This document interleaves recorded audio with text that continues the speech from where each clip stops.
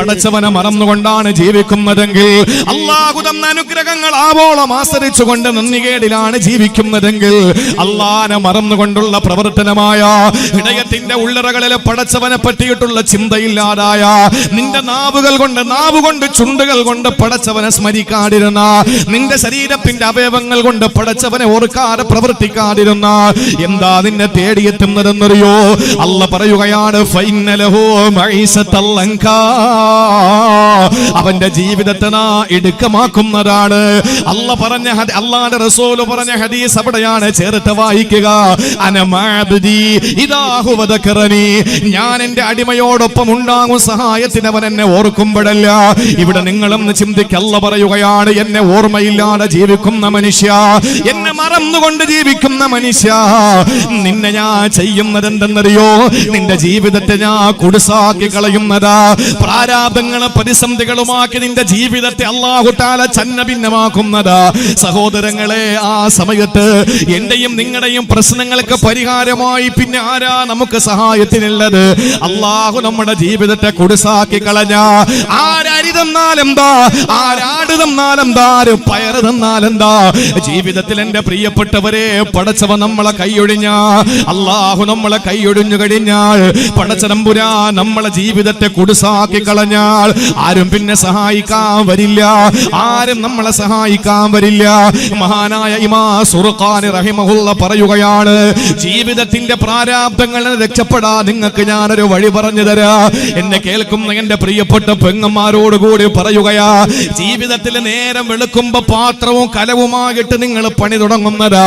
രാത്രി 11 മണിയായാലും പണി തീരൂല. ലോക്ക്ഡൌൺ ആയപ്പോൾ അത് കൂടുതലാണ്. മക്കൾക്ക് ഇഷ്ടമുള്ള ഭക്ഷണം ഇഷ്ടപ്പെട്ട നേരം നമ്മൾ കൊടുക്കണം. നമ്മുടെ ഭർത്താവിന്റെ ജോലി തിരക്ക് കാരണം ഏത് സമയത്താണ് ഭക്ഷണം കൊടുക്കേണ്ടതെന്ന് അറിയില്ല. ഏത് സമയത്തും പാത്രങ്ങളോട് മല്ലിടുന്ന എന്റെ പ്രിയപ്പെട്ട പെങ്ങളെ, നിന്റെ ജീവിതത്തിന്റെ പ്രാരാബ്ധം മാറണോ? നിന്റെ ജീവിതത്തിന്റെ പ്രതിസന്ധി മാറണോ? നിന്റെ ജോലിയുടെ ഭാരമൊന്ന് കുറയണോ?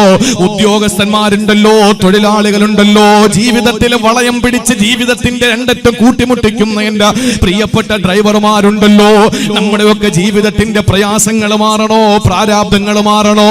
ഇമാം സുർഖാനി റഹിമഹുല്ലാഹ് നമ്മളോട് പറഞ്ഞു തരികയാണ്, നീ രാത്രി കിടക്കാൻ നേരത്ത് നിന്റെ വിരിപ്പിലേക്ക് ചെല്ലുമ്പോ നീ 33 പ്രാവശ്യം സുബ്ഹാനല്ലാഹ് ചൊല്ലുവോ? 33 പ്രാവശ്യം അൽഹംദുലില്ലാഹ് ചൊല്ലുവോ? 34 പ്രാവശ്യം നീ അല്ലാഹു അക്ബർ ചൊല്ലി 100 ദിക്റൊന്ന് പൂർത്തിയാക്കി പടച്ചവനെ കിടക്കാൻ നേരത്തൊന്ന് ഓർത്താൽ, അല്ലാഹനെ സ്മരിച്ചു കഴിഞ്ഞ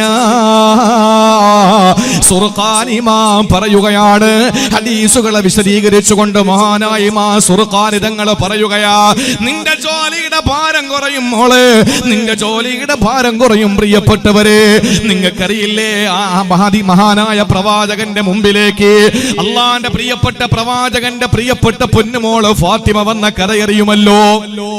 ഫാത്തിമ വന്ന കഥയറിയുമല്ലോ. പ്രിയപ്പെട്ടവരെ, ജീവിതത്തിലെ വെള്ളം കോരിയിട്ട് കൈ രണ്ടും പൊട്ടി ഒലിക്കുകയാണ്. ഫാത്തിമയുടെ കുഞ്ഞിളങ്കരങ്ങൾ പൊട്ടി ഒലിച്ചാൽ പൊന്നാര നബി തങ്ങൾക്ക് സഹിക്കൂല. അതറിയണമെങ്കിൽ മകളെ കല്യാണം കഴിപ്പിച്ചു കൊടുത്ത ഉപ്പയ്ക്ക് അറിയോ. തന്റെ പൊന്നുമോളെ കല്യാണം കഴിപ്പിച്ചു കൊടുക്കുമ്പോ എല്ലാവരുടെ മുന്നിലും പുഞ്ചിരിയോടെ ആളുകളെ സ്വീകരിച്ചിരുത്തി മതിയായ ഭക്ഷണം കൊടുക്കുന്ന പെണ്ണിന്റെ ഉപ്പാന്റെ ചങ്ക പിടയ്ക്കുന്നത് ആരും കാണുന്നില്ല. ഉപ്പാന്റെ ചങ്ക പിടയ്ക്കുന്നത് പുതുപെണ്ണ് കാണുന്നില്ല. ഉപ്പാന്റെ ചങ്ക പിടയ്ക്കുന്നത് പുതുമാരം കാണുന്നില്ല. ചങ്ക പിടയ്ക്കുന്നത് വേറെ ആരെ കാണുന്നില്ല. കൈപിടിച്ചിട്ട് തന്റെ പ്രതിസുത വരന് വേണ്ടിയിട്ട് വലിയന്റെ കൈപിടിച്ചിട്ട് നിക്കാഹിന്റെ ഈജാബും കബൂലും പറഞ്ഞു കൊടുക്കുന്ന പള്ളിയുടെ ഇമാമിന് തൊട്ടടുത്തിരിക്കുന്ന പെണ്ണിന്റെ വാപ്പാനെ ചങ്കിടിപ്പ് കേൾക്കാൻ കഴിയുന്നില്ല. എന്തുകൊണ്ടെന്നറിയോ? അല്ലാഹുവേ, 18 വയസ്സുവരെ ഞാൻ താലോലിച്ച് കായ് വളരുന്നോ, കാല് വളരുന്നോ, തല വളരുന്നോ എന്ന് നോക്കി വളർത്തിയ, നിലത്തു വെച്ചാൽ ഉറുമ്പരിക്കും, തലയിൽ വെച്ചാൽ പേനരിക്കുമെന്ന് പേടിച്ച് ഞാൻ ആർക്കും കൊടുക്കാതെ, കഴുകനും കാക്കയ്ക്കും കൊടുക്കാതെ ഞാൻ ആറ്റുതോട്ട് വളർത്തിക്കൊണ്ടുവന്ന എന്റെ പൊന്നുമോൾ 18 വയസ്സ് പൂർത്തിയായപ്പോൾ, അല്ലെങ്കിൽ 21 വയസ്സ് പൂർത്തിയായപ്പോൾ, ഇന്നലെ പരിചയപ്പെട്ട ഒരാൾക്ക് വേണ്ടി എന്റെ പൊന്നുമോളെ വിട്ടുകൊടുക്കുകയാ. ഇനി വാപ്പാക്ക് തന്റെ പൊന്നുമോളെ കൈപിടിച്ചുകൊണ്ട് വീട്ടിലേക്ക് കൊണ്ടുവരാ. അവന്റെ അനുവാദമുണ്ടെങ്കിലേ കഴിയൂ. ആ ഒരു അവസ്ഥയിൽ തന്റെ പൊന്നുമോളെ ഏൽപ്പിച്ചു കൊടുക്കുമ്പോൾ എന്റെ പൊന്നുമോളെ ജീവിതത്തിൽ ഇനി സന്തോഷമാണോ? അവിടെ എത്തുമ്പോൾ എന്റെ പ്രിയപ്പെട്ട പൊന്നുമോക്ക് നല്ല സ്നേഹം കിട്ടുമോ? എന്റെ ഭാര്യയാകുന്നവളെ ഉമ്മ കൊടുക്കുന്ന ലാളനയും സ്നേഹവും പരിലാളനയും കിട്ടുമോ? ഈ ഒരു ചിന്തയോടെ നെഞ്ചിടിക്കുന്ന ഉപ്പാന്റെ മനസ്സിന്റെ ആ താളം എന്റെ പ്രിയപ്പെട്ടവരെ അടുത്ത് നിൽക്കുന്നവർക്ക് കേൾക്കാൻ കഴിയില്ല. അള്ളാന്റെ ഹബീബ് വിവാഹം കഴിപ്പിച്ചു കൊടുത്തു അലിയാർ തങ്ങൾക്ക്. ഫാത്തിമത്തെ സഹ്റ റളിയല്ലാഹു തആല അൻഹയെ കൻഹയുടെ കെട്ടിച്ചു കൊടുക്കുമ്പോ ഒരു ദിവസം ഫാത്തിമ ബീവിയും അലിയാർ തങ്ങളും കൂടി ആയിഷ ബീവി റളിയല്ലാഹു അൻഹയുടെ അടുക്കലേക്ക് കടന്നു വരികയാ. കാരണം ആ സമയത്ത് ഹബീബായ നബി തങ്ങൾ മദീനത്ത് ആ വീട്ടിലില്ല, എവിടെയോ പോയിരിക്കുകയാണ്. കയറി വന്ന സമയത്താണ് ആയിഷ ബീവി പറഞ്ഞു, നബിയേ നബിയേ ഫാത്തിമ വന്നു, നബിയേ അലിയു വന്നു, നബിയേ അലിയു വന്നു, നബിയേ. എന്താ ആയിഷ അവര് വന്നത്? ആ സമയത്ത് ആയിഷ ബീവി റളിയല്ലാഹു അൻഹ നബി തങ്ങളോട് പറയുന്നു, നബിയേ ഫാത്തിമയും അലിയും വന്നത് സങ്കടം ബോധിപ്പിക്കാനാ. പാവമാണ് നബിയേ, ഫാത്തിമയുടെ കയ്യിന് പൊട്ടാനൊരു സ്ഥലമില്ല. ഫാത്തിമ വെള്ളം കോരിയിട്ട്, ഫാത്തിമ ആട്ടുകല്ല് പിടിച്ചിട്ട്, ഫാത്തിമയുടെ വീട്ടിലെ അടുക്കള പണി ചെയ്തിട്ട് രണ്ട് കൈകളും ഇങ്ങനെ പൊട്ടി ഒലിക്കുന്നു നബിയേ. അതുകൊണ്ടൊരു സേവകനെ ചോദിച്ചു വന്നതാ, ഒരു സർവന്റിനെ ചോദിച്ചു വന്നതാണ്, ഒരു ഖദ്ദാമയെ ചോദിച്ചു വന്നതാ. ആ സമയത്ത് അല്ലാഹുവിന്റെ റസൂലിന്റെ കണ്ണുകൾ ചുവക്കുകയാ. നബി തങ്ങൾക്ക് സങ്കടം വരുമ്പോൾ രണ്ട് പുരികത്തിനിടയിലെ ഞരമ്പ് ഊതി വീർത്തു വരുമെന്നാണ് ആയിഷ ബീവിക്കറിയാം. അല്ലാഹുവിന്റെ ഹബീബിന്റെ നെറ്റിത്തടം വല്ലാതെ ഞരമ്പ് ഇങ്ങനെ ഊതി വീർത്ത് നിൽക്കുകയാണ്, തടിച്ചു നിൽക്കുകയാ. സങ്കടം സഹിക്കാൻ പറ്റുന്നില്ല. നബി തങ്ങൾ വീട്ടിലേക്ക് വന്നത് രാത്രിയാണ്. ഇനി അലിയാര് തങ്ങൾ പറയട്ടെ ബാക്കി കഥകൾ. അലി തങ്ങൾ പറയുകയാണ്, ഞാനും എന്റെ ഫാത്തിമയും നേരത്തെ കിടക്കാൻ തീരുമാനിച്ചു. അങ്ങനെ ഞങ്ങളെ കൊച്ചു ചെറ്റക്കൂരയിൽ ഞങ്ങളെ പായ വിരിച്ചു. അല്ലാഹുവിന്റെ ഹബീബിന്റെ വീട്ടിൽ പട്ടുമെത്തയില്ല, അവിടെ ഈട്ടിയുടെ കട്ടിലില്ല, തേക്കിന്റെ പരവതാനിയില്ല. പ്രിയപ്പെട്ട സഹോദരങ്ങളെ, പായ വിരിച്ചു. ഞാനും എന്റെ ഫാത്തിമയും കൂടി പനയോല വിരിച്ചു. എന്നിട്ട് കിടക്കാൻ വേണ്ടി ഞങ്ങൾ ആ വിരിപ്പിലിരിക്കുമ്പോൾ ഞങ്ങളുടെ വീടിന്റെ വാതിൽക്കൽ വന്നാരോ മുട്ടുകയാ. അലിയാര് തങ്ങളാണ് ബാക്കി കഥ പറയുന്നത്. അലിയാര് തങ്ങൾ പറയുന്നു, ഞാൻ കഥക തുറന്നു നോക്കുമ്പോ സുബ്ഹാനല്ലാഹ്, എന്റെ പൊന്നാര നബി തങ്ങൾ എന്റെ വീട്ടിൽ വന്നിരിക്കുകയാ. ആയിഷ ബീവിയും മുത്തുനബിയും താമസിക്കുന്നതിന്റെ കുറച്ച് പുറകിലാണ് ഫാത്തിമയുടെ വീട്. പ്രിയപ്പെട്ടവരെ, അല്ലാഹുവിന്റെ ഹബീബ് ഫാത്തിമയും അലിയും ഇരിക്കുന്നതിന്റെ പായയുടെ മധ്യഭാഗത്ത് വന്നിരുന്നു. എന്നിട്ട് ഫാത്തിമയോടും അലിയോടും പറഞ്ഞതെന്തെന്നറിയോ? എന്റെ പ്രിയപ്പെട്ട അലിയെ, എന്റെ പൊന്നുമോളെ ഫാത്തിമ, നീ സെർവന്റിനെ ചോദിച്ചുകൊണ്ട്, ഒരു സേവകനെ ചോദിച്ചുകൊണ്ട് ആയിഷയുടെ അടുത്ത് വന്നല്ലേ? എന്നാ പൊന്നുമോളെ, അലാ ഉഅല്ലിമുകുമാ, ഞാൻ നിങ്ങൾക്ക് പറഞ്ഞു തരട്ടെയോ? ഖൈറും മിമ്മാ സഅൽതുമാനി, നിങ്ങൾ എന്നോട് ചോദിച്ചതിനേക്കാൾ കരണീയമായ അഭികാമ്യമായ ഒന്ന് ഞാൻ നിങ്ങൾക്ക് പറഞ്ഞു തരട്ടെ. ഇദാ ഖദതുമാ മലാജിഅകുമാ, നിങ്ങൾ വിരിപ്പിലേക്ക് എത്തിക്കഴിഞ്ഞാൽ, പായ വിരിച്ചിട്ട് എന്റെ പൊന്നുമോളെ, എന്റെ പൊന്നുമോനെ അലിയെ, നിങ്ങൾ ഇവിടെ എത്തിക്കഴിഞ്ഞാൽ, തുകബ്ബിറാനി അർബഅൻ വസലാസി വതുസബ്ബിഹാനി സലാസൻ വസലാസി വതുഹമ്മിദാനി സലാസൻ വസലാസി, 33 പ്രാവശ്യം സുബ്ഹാനല്ലാഹ്, 33 പ്രാവശ്യം അൽഹംദുലില്ലാഹ്, 34 പ്രാവശ്യം നിങ്ങൾ അല്ലാഹു അക്ബർ രണ്ടുപേര് വന്ന് പറയുമോ? ഖൈറുൻ ഫഹുവ ഖൈറുൽ ലകുമാ മിൻ ഖാദിമി, ഒരു ഖാദിമിനെ കിട്ടുന്നതിനേക്കാൾ നിങ്ങൾക്കത് അഭികാമ്യമാണ്. റവാഹുൽ ബുഖാരി, നബി മുഹമ്മദ് മുസ്തഫ സല്ലല്ലാഹു അലൈഹി വസല്ലമ തങ്ങൾ പഠിപ്പിച്ചു കൊടുക്കുക.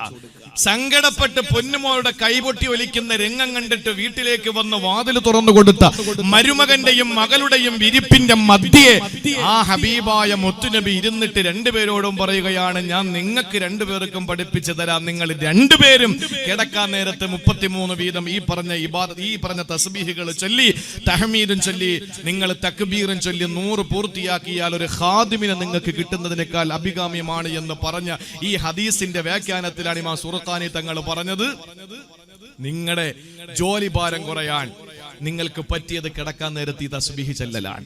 എത്ര സമയം വേണം? എത്ര സമയം വേണം? പെണ്ണുങ്ങൾക്ക് അതിന് സമയമുണ്ടോ? കാരണം ഇപ്പൊ ഓൺലൈൻ ക്ലാസ് ആയതുകൊണ്ട് അവരുടെ കയ്യിൽ മൊബൈൽ കിട്ടുന്നത് കുട്ടികൾ ഉറങ്ങിയതിന് ശേഷമാണ്. അപ്പൊ അതുകൊണ്ട് തന്നെ സമയം കിട്ടാറില്ല. ജീവിതത്തിൽ നിങ്ങളുടെ പ്രാരാബ്ദം ഒഴിഞ്ഞ ദിവസമുണ്ടോ? നിങ്ങൾ നേരം വെളുക്കുമ്പോ അടുക്കളയിൽ കയറുന്നതല്ലേ? പിന്നെ നിങ്ങൾ പാത്രങ്ങളോടുള്ള മല്ലയുദ്ധമല്ലേ നിങ്ങൾ നടത്തുന്നത്? നിങ്ങൾക്ക് എപ്പോഴാണ് അടുക്കളയിൽ നിന്ന് ഇറങ്ങാൻ പറ്റുക? ഒന്ന് ചിന്തിച്ചു നോക്ക്. അടുക്കളയിൽ നിന്ന് എപ്പോഴാണ് പുറത്തിറങ്ങുന്നത്? രാത്രി 10 മണിക്കും 11 മണിക്കും അടുക്കളയിൽ ചെന്നാൽ രാവിലെ മുതൽ കഴിച്ച ഭക്ഷണത്തിന്റെ പാത്രങ്ങൾ ആകെ 3 പേരേ ഉള്ളൂ. ആകെ 3 പേരേ ഉള്ളൂ. കെട്ടിയോനും കുട്ടിയോളും ഇത്രയേ ഉള്ളൂ. പക്ഷെ എന്താ സംഭവിക്കുന്നത്? പണി കൂടുതലാണ്. ഇതൊക്കെ മാറാനുള്ള, ഇതൊക്കെ പറഞ്ഞാൽ നമുക്ക് തിരിയുന്ന ഒരുത്തി ഉണ്ടായിരുന്നു. അവരുടെ പേരാണ് സയ്യിദത്തുന ഫാത്തിമത്തുൽ ബത്തൂൽ. അതുകൊണ്ടാണ് ഫാത്തിമ റളിയല്ലാഹു തആല അന്നക്ക് ഇത്രയും പ്രോജ്വലത അല്ലാഹു തആല നൽകിയത്. നബി തങ്ങൾ പറഞ്ഞപ്പോ അത് ഉൾക്കൊണ്ടു. ഖാദിമിന് നമ്മളെ മക്കളെങ്ങാനും വന്നിട്ട് കെട്ടിച്ചെടുത്തുന്നിട്ട് പറയാ, ആകെ വിഷമമാണ്, എന്റെ ഭർത്താവിന്റെ തുണി കഴുകണം, ഭർത്താവിന്റെ വാപ്പാന്റെ കഴുകണം, അവന്റെ അനിയന്റെ കഴുകണം, ചേട്ടന്റെ കഴുകണം, ഇതെല്ലാം കഴുകിടുമ്പോ അമ്മായി അമ്മ ഉടുത്തിരിക്കുന്നത് കൊണ്ടിടും, ആകെ ബുദ്ധിമുട്ടാണെന്ന് പറയുമ്പോ വാപ്പ പറഞ്ഞു കൊടുക്കാം, മോളെ അപ്പൊ ഞാനൊരു കാര്യം പറയാ, മോക്ക് നല്ല ഒരു കാര്യം. നമ്മളിത് കേൾക്കുമ്പോൾ തന്നെ വാഷിംഗ് മെഷീൻ 2 വാങ്ങിക്കൊണ്ട് കൊടുക്കും. അതല്ല, നമ്മൾ മകളോട് പറയാണ്, നീ കിടക്കാൻ നേരത്ത് ഒരു 10 ലാ ഇലാഹ ഇല്ലല്ലാഹ് ചൊല്ലിക്കോ, നിന്റെ ജോലിയുടെ ഭാരം കുറയും, ഇതൊക്കെ മാറിക്കിട്ടുമെന്ന് പറഞ്ഞാൽ നമ്മുടെ മകള് കേൾക്കുവോ? നമുക്ക് പറഞ്ഞ നമ്മുടെ മകള് നല്ലതുപോലെ നമ്മളോട് ഇടപെടുവോ? ഒന്ന് ചിന്തിച്ചു നോക്ക്.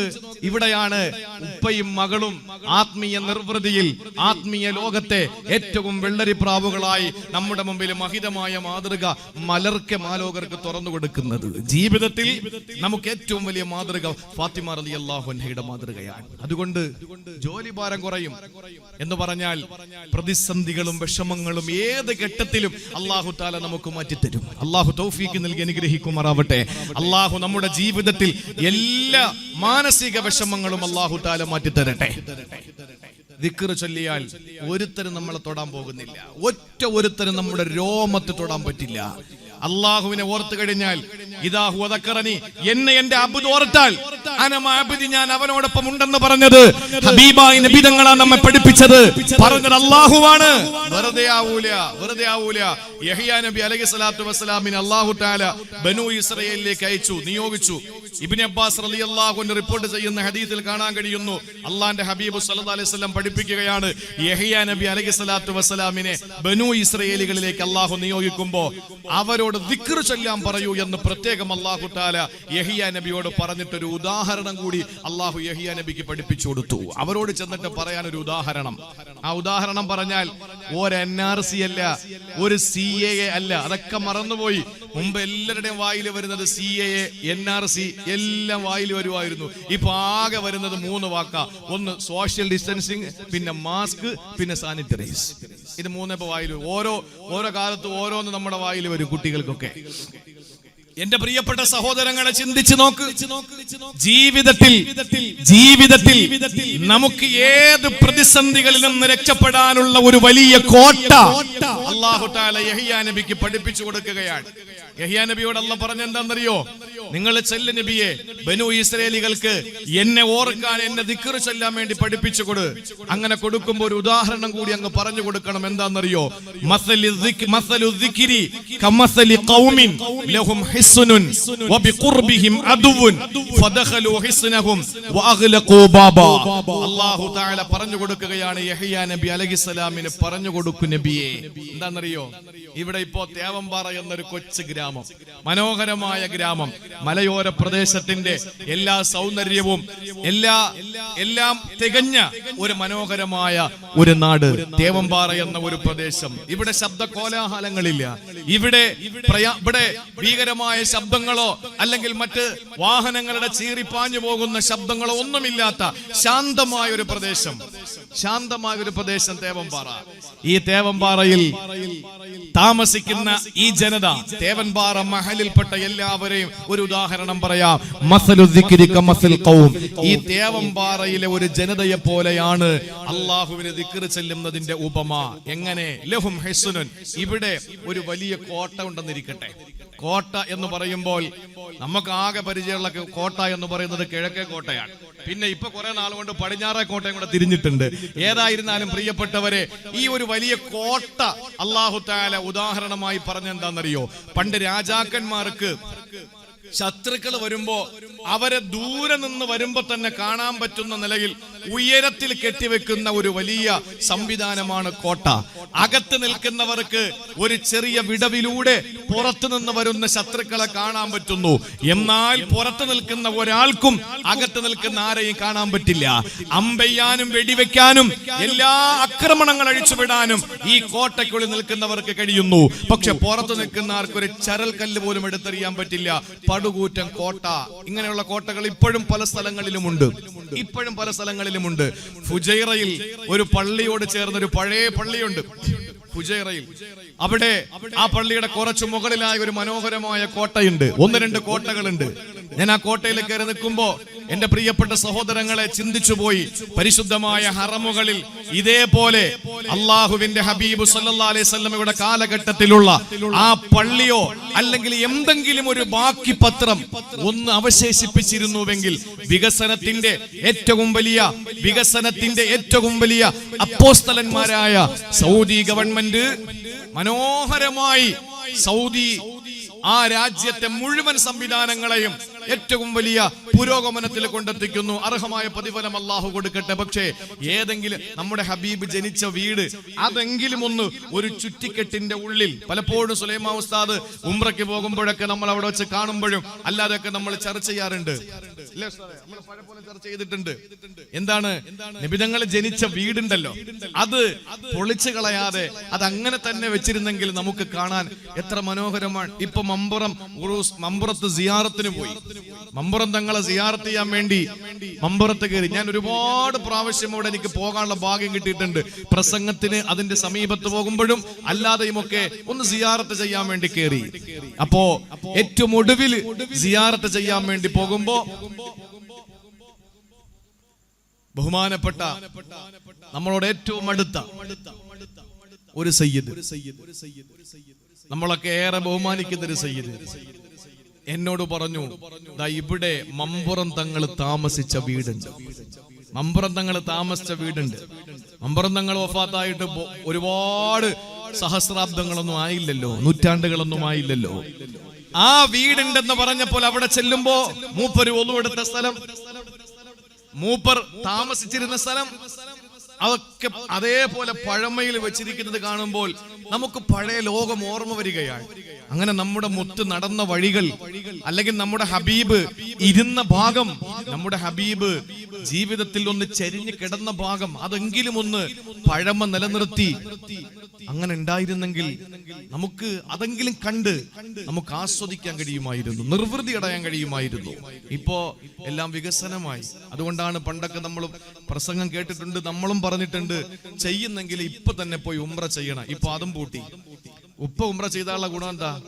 ഇവിടെ ഇപ്പൊ സഫ മർവ എന്ന് പറഞ്ഞിട്ട് പർവ്വതങ്ങൾ വെച്ചിട്ടുണ്ട്, പാറക്കല്ലുകൾ വെച്ചിട്ടുണ്ട്. പർവ്വതത്തിന്റെ ഒരു ഭാഗമാണത്. നല്ല ഉയരത്തിലുണ്ടായിരുന്ന പർവ്വതം അതിന്റെ വികസനത്തിൽ ഇടിച്ചിടിച്ചിടിച്ച് ഇപ്പൊ അതിന്റെ മൂട് ഭാഗം മാത്രം വെച്ചിട്ടുണ്ട്. എല്ലാം വികസനം വരുമ്പോ എല്ലാം നഷ്ടപ്പെട്ട്, പഴമ മുഴുവനും നഷ്ടപ്പെട്ട് പുതുമയിലേക്ക് വരുമ്പോ ഇപ്പോ അറിയാൻ കഴിയുന്നു എസ്കലേറ്റർ പോലെ ഉണ്ടായി സഫാ മർവയുടെ ഇടയിൽ. ഇനി വരാൻ പോകുന്ന സംവിധാനം അതാണ്. അതേ ഉണ്ടായോ എന്ന് എനിക്കറിയില്ല. സഫയിൽ നിന്നിട്ട് കയറി നിന്നു കൊടുക്കുക, മറവേ ചെന്നങ്ങിറങ്ങും. മറവേ പോയി തിരിഞ്ഞും കയറി കൊടുക്കുക, സഫയിൽ വന്നിറങ്ങും. എന്ത് ത്യാഗം! സഈ എന്ന് പറഞ്ഞാൽ തന്നെ പരിശ്രമമാണ്. ഒരു പരിശ്രമവും ഇല്ല, നല്ല വിശ്രമമാണ്. നല്ല AC അല്ല, കയറി ഇങ്ങോട്ട് നിന്നു കൊടുത്താൽ മതി. കയ്യും ഇങ്ങനെ കെട്ടിയിട്ട് 100 റിയാൽ കൊടുത്താൽ അവിടുത്തെ അറബികൾ നമ്മളെ വീൽ ചെയറില് കുതിരയേക്കാൾ വേഗത്തിൽ കൊണ്ടുപോകും.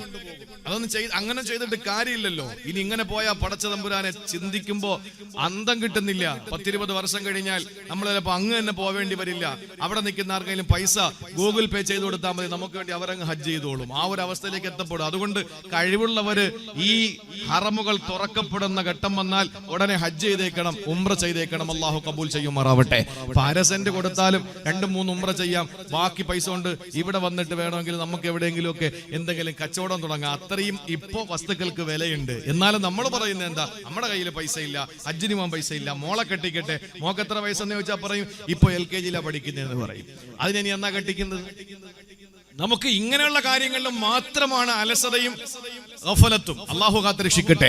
എന്റെ പ്രിയപ്പെട്ട സഹോദരങ്ങളെ, ഒരു കോട്ട, ആ കോട്ടയുടെ ഉള്ളിൽ കയറി നിൽക്കുന്ന ഈ തേവമ്പാറയിലെ ജനങ്ങൾ ഒരിക്കലും പുറത്തു നിന്ന് ആക്രമിക്കാൻ വരുന്ന ഒരു ജനതയും അവരെ പേടിക്കേണ്ടി വരില്ല. ഈ വരുന്ന വഴിയിൽ ശത്രുക്കൾ എത്തി നിൽക്കുകയാണ്. നിങ്ങളോ ഈ പള്ളി ഒരു കോട്ടയായി സങ്കല്പിക്കുക. ഈ തേവമ്പാറ മഹലിലെ മുഴുവൻ ആളുകളും പള്ളിയിൽ കയറി നിൽക്കുകയാ. പുറത്ത് നിൽക്കുന്നവർക്ക് അകം കാണാൻ പറ്റില്ല, അകത്ത് നിൽക്കുന്ന എല്ലാവർക്കും പുറത്തുള്ള ശത്രുക്കളെ കാണാം. പക്ഷെ ഈ ശത്രുക്കൾ അകത്തേക്ക് കയറില്ല, വാതിലുകൾ കൊട്ടിയടച്ചു. നിങ്ങൾ ഇനി ആരെയാ പേടിക്കുക? ആരെയാണ് പേടിക്കുക? ആരെയും പേടിക്കണ്ട. അതാണ് അല്ലാഹു തആല യഹ്യാ നബിയോട് പറഞ്ഞു, ഇതുപോലെയാണ് ദിക്റിന്റെയും അവസ്ഥ. നമ്മൾ അല്ലാഹുവിനെ ഏത് സമയത്തും ഓർത്ത് ദിക്ർ നമ്മുടെ ജീവിതത്തിൽ പതിവാക്കി കഴിഞ്ഞാൽ എന്റെ പ്രിയപ്പെട്ടവരെ, ഒരുത്തനെയും നമ്മൾ ഭയപ്പെടണ്ട, ഒരുത്തന്റെ കണ്ണുരുട്ടലിലും നമ്മൾ വരണ്ടു പോണ്ട, ഒരുത്തനും നമ്മുടെ ഈ മണ്ണിൽ നിന്ന് നമ്മളെ ആട്ടി ഓടിക്കാൻ വരില്ല. ഈ ജനിച്ച മണ്ണിൽ നമ്മൾ മരിക്കും, നമ്മൾ ജീവിക്കും, അതിൽ ഒരു സംശയവും വേണ്ട. പക്ഷെ നമ്മൾ പടച്ചോനുമായിട്ടുള്ള ബന്ധം ഉറപ്പിച്ചിരിക്കണം. എന്നെ ഓർത്താൽ ഞാൻ അവനോടൊപ്പം ഉണ്ടാകും. അതുകൊണ്ട് പ്രതിസന്ധികളും വിഷമങ്ങളും ഒക്കെ മാറട്ടെ, ജോലി ഭാരങ്ങൾ കുറയട്ടെ, അല്ലാഹു തആല ജീവിതം തുറസാക്കി തരട്ടെ, ജീവിതം സന്തോഷത്തിലാക്കി തരട്ടെ. അല്ലാഹു എപ്പോഴും അവനെ ഓർക്കാൻ നമുക്ക് തൗഫീക്ക് നൽകി അനുഗ്രഹിക്കുമാറാവട്ടെ. ഇനി എന്റെ പ്രിയപ്പെട്ട സഹോദരങ്ങളെ, ഖുർആൻ പരിചയപ്പെടുത്തിയ രണ്ടാമത്തെ ദിക്ർ ഏതെന്നറിയോ? ഒന്ന് അല്ലാഹുവിനെ ഓർക്കുക, അവന് വേണ്ടി ദിക്ർ ചൊല്ലുക.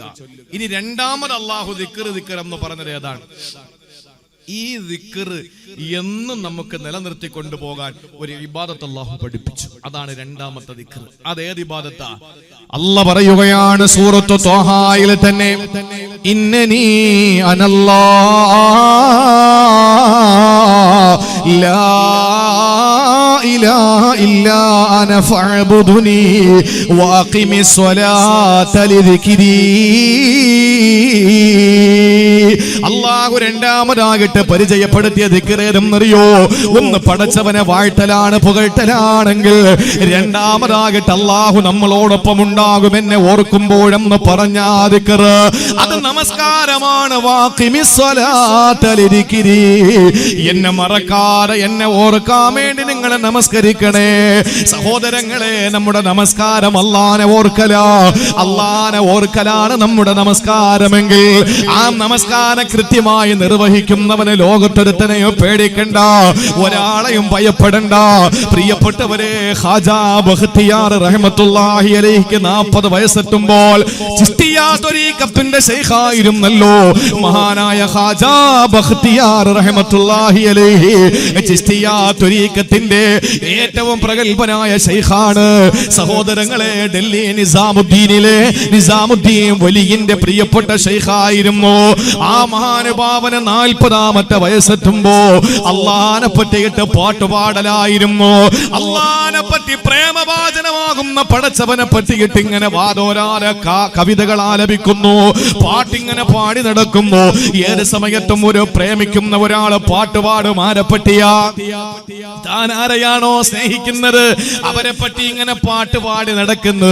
ഇവിടെ ഖാജാ ബഖ്തിയാർ റഹ്മത്തുള്ളാഹി അലൈഹി പാട്ടുപാടുന്നത് ആരെ പറ്റിയാ? തന്റെ പ്രേമവാദനത്തെ പറ്റിയാണ്, വേറെ ആരുമല്ല. സർവാധിനാഥനായ സർവഗുണ സമ്പൂർണനായ അല്ലാഹു റബ്ബുൽ ഇസ്സത്തിനെ പറ്റിയാ. അങ്ങനെ പാട്ട് പാടുമ്പോൾ പാട്ടിന്റെ ആ കവിത ആലപിക്കുമ്പോ അറിയാതെ ബോധം കെട്ട് വീഴുന്നു. പിന്നെ മഹാനവറുകളെ കുലുക്കി വിളിച്ചാലും ഉണരൂല, വെള്ളം കുടഞ്ഞാലും എഴുന്നേക്കൂല. പക്ഷെ എപ്പോഴാണ് എഴുന്നേക്കുന്നതെന്നറിയോ?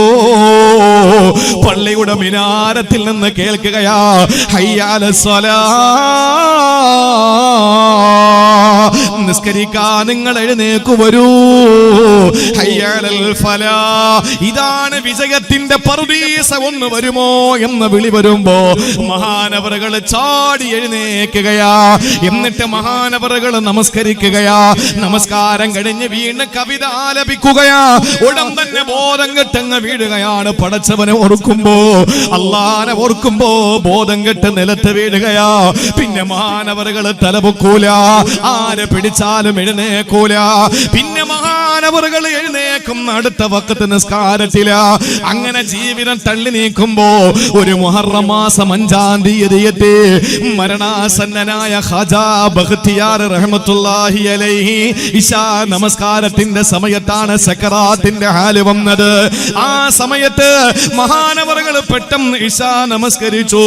ഇശാ നമസ്കരിക്കുമ്പോഴേക്ക് മഹാനവറുകൾ തളർന്ന് വീഴുകയാ. നോക്കുമ്പോൾ മരണം നടന്നിട്ടില്ല, മഹാനവറുകൾ മരണപ്പെട്ടിട്ടില്ല, ബോധം കെട്ട് കിടക്കുകയാണ്. പെട്ടെന്ന് ആരോ വിളിച്ചു, മഹാനവറുകൾ എഴുന്നേൽക്കുകയാ. മുഖത്ത് വെള്ളം കുടഞ്ഞപ്പോൾ മഹാനവറുകൾ എഴുന്നേറ്റു. എഴുന്നേറ്റിട്ട് ചോദിക്കുകയാണ്, ഇശാ നമസ്കാരം നിർവഹിച്ചോ? നിങ്ങൾ നിസ്കരിച്ചു എന്ന് പറഞ്ഞപ്പോൾ അദ്ദേഹം പറഞ്ഞു, ഇല്ല, ഇനി എന്നും എനിക്ക് നിസ്കരിക്കാൻ പറ്റൂലല്ലോ, ഇനി എന്നും എനിക്ക് റബ്ബിന് വേണ്ടി സുജൂദ് ചെയ്യാൻ പറ്റില്ലല്ലോ എന്ന് പറഞ്ഞ് രണ്ടാമതൊന്നുകൂടി ഇശാ നമസ്കരിക്കുകയാ. സലാമിട്ടുമ്പോ ബോധം കെട്ട് വീഴുന്നു. പ്രിയപ്പെട്ടവരെ, കുറച്ചു നേരം കഴിഞ്ഞ് വീണ്ടും എഴുന്നേറ്റിട്ട് ചോദിക്കുന്നു, നിസ്കാരം നടത്തിയോ? ആളുകൾ പറഞ്ഞു, മുരീദുമാര് പറഞ്ഞു, അതെ നിങ്ങൾ നിസ്കരിച്ചോ? ഇല്ല, എന്നും എനിക്ക് നിസ്കരിക്കാൻ പറ്റൂലല്ലോ എന്ന് പറഞ്ഞിട്ട് വീണ്ടും ഇശാ നമസ്കരിക്കുന്നു. അങ്ങനെ 3 പ്രാവശ്യം ഇശാ നമസ്കരിച്ചു. അതിനുശേഷം ഈ ലോകത്തോട് മുഹറം മാസം 5-ാം തീയതി പാതിരാത്രിയിൽ മഹാനവറുകളെ ലോകത്തോട് വിട പറഞ്ഞു. ചിന്തിക്കന്റെ സഹോദരാ, ചിന്തിക്കണേ പ്രിയപ്പെട്ടവരെ. ഏത് സമയത്തും അല്ലാഹനെ ഓർക്കാൻ നമ്മുടെ മുമ്പിലുള്ള മാർഗമേതാ? അത് 5 നേരത്തെ നമസ്കാരമാണ്. പക്ഷെ നമുക്ക് ഓർമ്മയുണ്ടോ, നമ്മൾ പള്ളിയിലെ ബാങ്ക് കൊടുക്കുമ്പോ അങ്ങോട്ടും ഇങ്ങോട്ട് യാത്രയാണ്. ഏത് പള്ളിയിലാണ് നമ്മൾ നമസ്കരിക്കുക? പ്രിയപ്പെട്ടവരെ, പള്ളികളിലെ ബാങ്ക് കേൾക്കുമ്പോ നിസ്കാരം നമ്മൾ മറക്കുന്നു. ബാങ്ക് കേൾക്കുന്ന സമയത്ത് ശൈത്താൻ പോലെ കീഴ്വായി വിട്ടുകൊണ്ട് ഓടി വിളിക്കുമെന്ന് ലോകത്തിന്റെ നേതാവ് നബി മുഹമ്മദ് മുസ്തഫ. ശൈത്താൻ പോലും ഭയപ്പെട്ടുകൊണ്ട് പോകുന്നത് നമസ്കാരത്തിന് വേണ്ടിയുള്ള വിളി മുഴങ്ങുമ്പോഴാണ്. ശൈത്താന് പോലും പേടിയാണ്. കാരണം ഈ നിസ്കാരം എന്ന് പറയുന്നത് നിസ്സാരമായ കാര്യമാണോ? ഗൗരവമുള്ള വിഷയമല്ലേ? ആ സമയത്ത് പിശാച് പോലും ഭയന്ന് വിഹ്വലനായി ശബ്ദം പുറപ്പെടുവിച്ചുകൊണ്ട് പിശാച് ഓടി അകലുമെന്ന്. തേവമ്പാറ പള്ളിയുടെ ബാങ്ക് മിനാരത്തിലൂടെ കേൾക്കുമ്പോ ഇവിടുന്ന് ശൈത്താൻ ഒരൊറ്റ ഓട്ടമാണ്. തൊളിക്കോട് എത്തുമ്പോഴെടാ, തൊളിക്കോട് പള്ളിയിൽ നിന്ന് ബാങ്ക് കേൾക്കുന്നു, അബ്ദുർ റഷീദ് മൗലവി ഉസ്താദിന്റെ പള്ളിയിൽ നിന്ന് ബാങ്ക് കേൾക്കുന്നു. അങ്ങനെ ഇടത്തോട്ടൊരു ഓട്ടമാണ്. അങ്ങനെ പോകുമ്പോ തൊളിക്കോട് മുസ്ലിം ജമാഅത്തിന്റെ മിനാരത്തിൽ നിന്ന് ബാങ്ക് കേൾക്കുന്നു. ശൈത്താൻ അങ്ങോട്ടും ഇങ്ങോട്ടും ബേജാറായി ഓടി എവിടെയാണ് ചെല്ലുക ഒരു പിടുത്തോ ഇല്ല. ഇതെന്തിന്റെ പേരിലാണ്? ഈ പള്ളിയിലേക്ക് വിളിക്കുന്നത് അവിടെ കമ്മിറ്റി കൂടാനല്ല, ആ പള്ളിയിലേക്ക് വിളിക്കുന്നത് അവിടെ കഞ്ഞി വിളമ്പാനല്ല, ആ പള്ളിയിലേക്ക് വിളിക്കുന്നത് കണക്കവതരിപ്പിക്കാനല്ല, പടച്ചവന്റെ മുമ്പിൽ സുജൂദ് ചെയ്യാൻ വേണ്ടി വിളിക്കുന്നത് ശൈത്താൻ ഉൾക്കൊള്ളാൻ പറ്റുന്നില്ല. നമ്മുടെ ജീവിതത്തിൽ ഒന്ന് ആലോചിച്ച് നോക്ക്. നമ്മൾ നമസ്കാരം കൃത്യമായി നിർവഹിക്കുന്നവരായാൽ, നമുക്കതൊരു ലഹരിയായി മാറിയാൽ, ഹുദൈഫത്തുൽ യമാൻ റളിയല്ലാഹു തആല അൻഹു പറയാണ്, നബി തങ്ങൾക്ക് ഏതെങ്കിലും ഒരു പ്രതിസന്ധി ഉണ്ടായാൽ, കാന ഇദാ ഹസബഹു അംറുൻ, എന്തെങ്കിലും ഒരു വിഷമം നബി തങ്ങൾക്ക് ഉണ്ടായാൽ, ഫസഅ ഇല സ്വലാത്തി, നബി തങ്ങൾ ആ സെക്കൻഡിൽ കൈകെട്ടി നമസ്കരിക്കുമായിരുന്നു, പള്ളിയിൽ പോകുമായിരുന്നു. ഇന്ന് പ്രതിസന്ധി വന്നപ്പോ പള്ളി പൂട്ടിയിട്ട് വീട്ടിലിരിക്കാൻ പറഞ്ഞു. അന്ന് സഹാബത്തിന്റെ കാലഘട്ടത്തിൽ മുത്തുനബി സ്വല്ലല്ലാഹു അലൈഹി വസല്ലം ഏത് ബുദ്ധിമുട്ടും വിഷമങ്ങളും വരുമ്പോഴും പള്ളിയിൽ വരുമായിരുന്നു നിസ്കരിക്കാൻ. ഇന്ന് പ്രശ്നങ്ങളും വിഷമങ്ങളും വന്നപ്പോ നമ്മൾ വീട്ടിലിരിക്കാൻ തുടങ്ങി. എല്ലാം തലതിരിച്ചിട്ടാ അല്ലേ? പള്ളിയിൽ എന്ത് പ്രശ്നം ഉണ്ടെങ്കിലും നമ്മുടെ നാട്ടിലെ തേവൻപാറയുള്ള ഏത് പ്രശ്നങ്ങളുടെയും പരിഹാരം നടക്കേണ്ടത് പള്ളിയിലാണ്. ഈ തേവൻപാറ നിവാസികളുടെ സെക്രട്ടേറിയറ്റ് മന്ദിരമാണ് ഈ പള്ളി. പുറത്തു നടക്കുന്ന ചർച്ചകൾക്ക് പരിഹാരം കാണേണ്ടത് പള്ളിയിലാണ്. അതുകൊണ്ടാണ് പണ്ടുള്ളവര് പറഞ്ഞ് നമ്മൾ ഇപ്പോഴും പറയാറുണ്ട്, എന്തെങ്കിലും പറയുമ്പോ അതങ്ങ് പള്ളി ചെന്ന് പറയണം. എന്താ അതിന്റെ അർത്ഥം? ഏത് വിഷയത്തിനും പരിഹാരം പള്ളിയിൽ നിന്ന് ഉണ്ടാവും. ഇന്ന് പള്ളിക്കകത്ത് നടക്കുന്ന പ്രശ്നങ്ങൾക്ക് പരിഹാരം ഏതെങ്കിലും പാർട്ടി ഓഫീസിലാണ്. പടച്ചോൻ കാത്തുരക്ഷിക്കട്ടെ. പള്ളിയിൽ നടക്കുന്ന പ്രശ്നങ്ങളുടെ പരിഹാരം വീടുകളിലാണ്. മുമ്പ് വീടുകളിലും നാടുകളിലും കടകളിലും കമ്പോളങ്ങളിലും കച്ചവട സ്ഥാപനങ്ങളിലും ബിസിനസ് സാമ്രാജ്യങ്ങളിലും നടന്ന ചർച്ചകൾക്ക് പരിഹാരം കാണുന്നത് നാട്ടിലെ പള്ളികളിലായിരുന്നു. എല്ലാം തലതിരിഞ്ഞു പോയി. എന്റെ പ്രിയപ്പെട്ട സഹോദരങ്ങളെ, എന്ത് പ്രതിസന്ധി ഉണ്ടെങ്കിലും അള്ളാന്റെ ഹബീബ് സല്ലല്ലാഹു അലൈഹി വസല്ലമ തങ്ങൾ നമസ്കാരത്തിലേക്ക് വ്യാപൃതനാകും. കാരണം എന്നെ ഓർക്കുമ്പോ ഞാൻ അവനോടൊപ്പം ഉണ്ടാകും. ഓർക്കാനുള്ള ദിക്ർ എന്ന് ഖുർആൻ രണ്ടാമതായി പറഞ്ഞത് അഖിമിസ് സ്വലാത്ത ലിദിക്രി, നിസ്കാരമാണ്. അതുകൊണ്ടല്ലേ ഖുബൈബ് ബിൻ അദി റളിയല്ലാഹു തആല അൻഹു, ചരിത്രം ഞാൻ പറയുന്നില്ല, എല്ലാവർക്കും മനപ്പാടമുള്ള ചരിത്രമാണ്. ഖുബൈബ് ബിൻ അദി റളിയല്ലാഹു തആല അൻഹുവിനെ ചതിയിലൂടെ മക്കത്ത് കൊണ്ടുവന്നു. മദീനയിൽ നിന്ന് 10 പേരെ മക്കക്കാര് പുതുവിശ്വാസികൾ എന്ന വേജേനെ അള്ളാന്റെ ഹബീബിന്റെ മുമ്പിൽ ചെന്നിട്ട് 10 പേരെ ഞങ്ങളോടൊപ്പം വിട്ടുതരണമെന്ന് പറഞ്ഞു. ആസിം തങ്ങളടക്കം ഖുബൈബ് തങ്ങളടക്കം 10 പ്രമുഖരായ അറിവുള്ള പ്രഗത്ഭരായ ഖുർആൻ ഹൃദ്യസ്ഥമാക്കിയ ഖുർആനിനെ കൃത്യമായി പാരായണം ചെയ്യുന്ന നല്ല പാഠവമുള്ള 10 പേരെ വിട്ടുകൊടുത്തു. അതിൽ 9 പേരെയും കൊന്നുകളഞ്ഞു. ആസിം റളിയല്ലാഹു അൻഹുവിനെ കൊന്ന രീതിയും അദ്ദേഹത്തിന്റെ മയ്യത്തിനടുക്കൽ ഒരിക്കലും ശത്രുക്കളെ കടന്നു വരാത്തതും ഒക്കെ ചരിത്രങ്ങൾ കേട്ടാൽ നമ്മൾ അറിയാതെ നമ്മുടെ ജീവിതത്തിൽ ഇങ്ങനെയൊക്കെ നമ്മുടെ മുൻഗാമികൾ അനുഭവിച്ചിട്ടുണ്ടോ ത്യാഗമെന്ന് നമ്മൾ ചിന്തിച്ചു പോകും. നമ്മുടെ രോമമല്ല എഴുന്നേക്കുക, നമ്മൾ ഇരിക്കുന്ന കസേരയിൽ നമ്മൾ തന്നെ എഴുന്നേക്കും. കാരണം അത്രയും വികാരമാണ് നമുക്ക് അവരെ പറ്റി പറയുമ്പോൾ. ആസിം റളിയല്ലാഹു തആല അൻഹുവിന്റെ ചരിത്രം പറഞ്ഞാൽ തന്നെ നമുക്ക് 1 മണി വരെ പറയേണ്ടി വരും. ഞാൻ ആ ഭാഗത്തേക്ക് കടക്കുന്നില്ല. ഖുബൈബ് ബിൻ അദി റളിയല്ലാഹു തആല അൻഹുവിനെ തൂക്കിക്കൊല്ലാൻ വിധിച്ചു. നിങ്ങൾ ആലോചിക്കണം, ഖുബൈബ് ബിൻ അദി റളിയല്ലാഹു അൻഹുവിനെ തൂക്കിക്കൊല്ലാൻ വിധിച്ചു. നാളെ നേരം വെളുക്കുമ്പോൾ നിന്നെ തൂക്കിക്കൊല്ലും. എവിടെ വെച്ചാ? അന്നും മക്കക്കാർക്ക് പേടിയായിരുന്നു. അന്നും മക്ക കുഫാറുകൾക്ക്, മക്കയിലെ പുരാതന ഫാസിസ്റ്റുകൾക്ക് പേടിയായിരുന്നു. ഏത്? ആ ഹറം ബൗണ്ടറി എന്ന് തന്നെ അവർക്ക് പേടിയായിരുന്നു. അതുകൊണ്ട് ഹറമിന്റെ പരിധിക്ക് അപ്പുറത്ത് കൊണ്ടുവച്ചാണ് ഖുബൈബ് റളിയല്ലാഹു അൻഹുവിനെ കൊന്നത്. എവിടെ? തൻഈമിൽ. തൻഈം അറിയോ? മസ്ജിദ് ആയിഷ പള്ളി എന്ന് പറയുന്ന പ്രദേശം. കാരണം ഹറമിന്റെ ബൗണ്ടറിക്ക് വെളിയിലാണ്. അതുകൊണ്ടാണ് രണ്ടാമതൊരു ഉംറ ചെയ്യാൻ ഇഹ്റാം കെട്ടാൻ നമ്മൾ ഔട്ടിലേക്ക് പോവുക. നിങ്ങൾ ആലോചിച്ച് നോക്ക് എന്റെ പ്രിയപ്പെട്ട സഹോദരങ്ങളെ. ഈ ഖുബൈബ് റളിയല്ലാഹു തആല അൻഹുവിനെ തൂക്കിക്കൊല്ലാൻ വിധിക്കുമ്പോ ഖുബൈബ് തങ്ങളോട് ചോദിച്ചു, എന്തെങ്കിലും അഭിലാഷം ഉണ്ടോ എന്ന് ചോദിച്ചു. മഹാനവറുകൾ പറഞ്ഞു, എനിക്കൊരു നല്ല മൂർച്ചയുള്ള കത്തി തരുമെന്ന് ചോദിച്ചു. ശത്രുക്കൾ കരുതി ആത്മഹത്യ ചെയ്യാനായിരിക്കും, സ്വന്തം ചത്തോട്ടെ എന്ന് പറഞ്ഞിട്ടൊരു നല്ല മൂർച്ചയുള്ള കത്തി കൊണ്ട് കൊടുത്തു. ഖുബൈബ് ബിൻ അദി റളിയല്ലാഹു തആല അൻഹു ആ കത്തി വാങ്ങിയിട്ട് എന്താ ചെയ്യുന്നതെന്ന് നോക്കി നിന്നു ശത്രുക്കൾ. ഖുബൈബ് റളിയല്ലാഹു അൻഹു എന്താ ചെയ്തെന്നറിയോ? നമ്മളോട് ദാടി വെക്കാൻ പറഞ്ഞാൽ നമുക്ക് വൈമനസ്യം, നമ്മളോട് തൊപ്പി വെക്കാൻ പറഞ്ഞാൽ നമുക്ക് വൈക്ലഭ്യം. എന്തുകൊണ്ടാണ്? അള്ളാഹുവിന്റെ ഹബീബിന്റെ സുന്നത്ത് മുറുകെ പിടിക്കാനുള്ള വ്യഗ്രത നമ്മളിൽ നിന്ന് നഷ്ടപ്പെട്ടു പോയി. ഖുബൈബ് റളിയല്ലാഹു അൻഹു പറഞ്ഞു, എനിക്കൊരു മൂർച്ചയുള്ള കത്തി വേണം. കത്തി കൊടുത്തു. നോക്കി നിന്ന് ശത്രുക്കൾ എന്താ ചെയ്യുന്നതെന്ന്.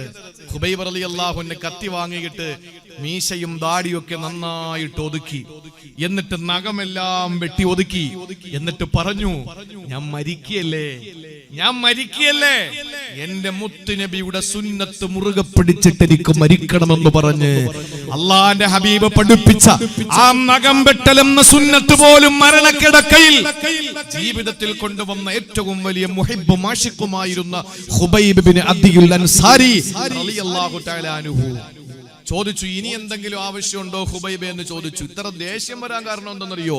മക്കയിൽ ബദർ യുദ്ധം നടക്കുമ്പോ പലരെയും ഖുബൈബ് റളിയല്ലാഹു അൻഹു കൊന്നിട്ടുണ്ടായിരുന്നു. അതുകൊണ്ട് തന്നെ ഖുബൈബ് റളിയല്ലാഹു അൻഹുവിനോട് ചോദിച്ചു, ഇനി എന്തെങ്കിലും അന്ത്യാഭിലാഷം ഉണ്ടോ? ഉണ്ട്, എനിക്ക് ഒരൊറ്റ കാര്യം കൂടെ ഉണ്ട്, എന്നെ കഅബയിലേക്ക് തിരിച്ചു നിർത്തിയിട്ട് എന്നെ കൊല്ലണം കേട്ടോ. ശരി, അങ്ങനെ ചെയ്തോളാം, വേറൊന്നുമില്ലല്ലോ. കൊണ്ട് ഒന്നുകൂടെ പറയാനുണ്ട്. എന്താ? 2 റക്അത്ത് നിസ്കരിച്ചോട്ടോ, ഇനി എനിക്ക് നിസ്കരിക്കാൻ പറ്റൂലല്ലോ. നമ്മളാണെങ്കിൽ ആ സമയത്ത് നിസ്കാരം വല്ലതും ഓർമ്മ വരുവോ? ആ സമയത്ത് നമുക്ക് നിസ്കാരം വല്ലതും ഓർമ്മ വരുവോ? ഖുബൈബ് ബിൻ അദി റളിയല്ലാഹു അൻഹുവിന് അനുവാദം കൊടുത്ത് നിസ്കരിച്ചോളാൻ പറഞ്ഞു. ഖുബൈബ് റളിയല്ലാഹു അൻഹു കൈകെട്ടി. ആലോചിക്കണം. കൈ എങ്ങോട്ട് കെട്ടിയതിനു ശേഷം പെട്ടെന്ന് നിസ്കാരം പൂർത്തിയാക്കി.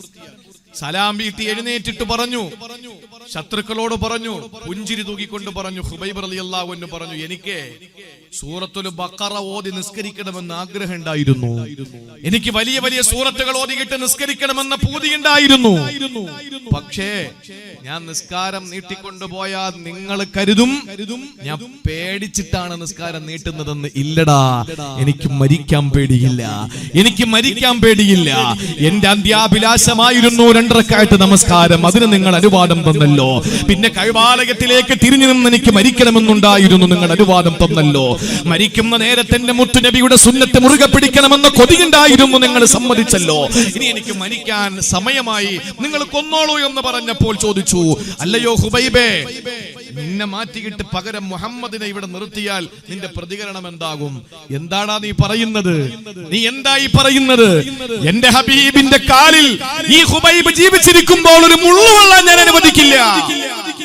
എന്റെ ഹബീബിന്റെ കാലിൽ ഒരു മുള്ളു കൊള്ളാൻ ഞാൻ ജീവിച്ചിരിക്കുമ്പോ ഞാൻ അനുവദിക്കില്ല എന്ന് പറഞ്ഞിട്ട് പെട്ടെന്ന് തന്നെ തൂക്കിക്കൊല്ലടാ എന്ന് പറഞ്ഞ കഴുകുമരത്തിലേക്ക് നടന്നു നീങ്ങുമ്പോഴും തന്റെ കഴുത്തിലേക്ക് തൂക്കുകയറ് വിടുമ്പോൾ മണവാട്ടിയുടെ കഴുത്തിലെ കല്യാണമാല പോലെ കഴുത്ത് നീട്ടിക്കൊടുത്തിട്ട് പുഞ്ചിരിയോടെ ഖുബൈബ് റളിയല്ലാഹു അൻഹു ലോകത്തോട് വിട പറഞ്ഞു പോയി. ആലോചിച്ചു നോക്കൂ, മരണക്കിടക്കയിലും 2 റക്അത്ത് നിസ്കരിക്കണമെന്ന കൊതി. കാരണം എന്താ?